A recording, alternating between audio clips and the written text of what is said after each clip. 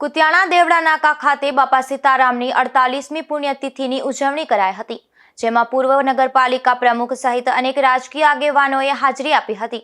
તો 12,000થી વધુ લોકોએ મહાપ્રસાદીનો લાભ લીધો હતો.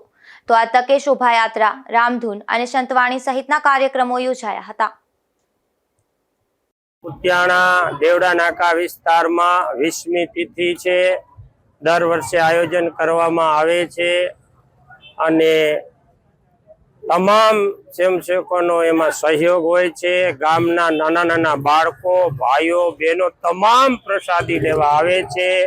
રાત્રે ધૂન મંડળનું આયોજન હોય છે અને તમામ આમાં સાથ સહકાર આપે છે અને આનંદ અને સામૈયા ધામધૂમથી 4 વાગે નીકળે છે અને આનંદ ઉલ્લાસથી આ બાપા સીતારામની તિથિ કુતિયાણાના દેવડા નાકા ખાતે ઉજવવામાં આવે છે.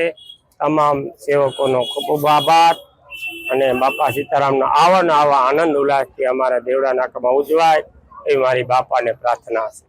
મારું નામ જેઠા પુંજા બોકરિયા. કુતિયાણા દેવડા નાકા બાપા સીતારામ ગ્રુપમાંથી અમે 20 વર્ષ ત્યાં બાપા સીતારામની પુણ્યતિથિ ઉજવીએ છીએ.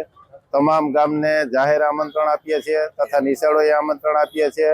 તમામ બાળકો આવે છે અને એક હાઈસ્કૂલનો વારા પ્રમાણે જમણવાર આપીએ છીએ. એક દિન રામધૂનનું આયોજન રાખેલ છે.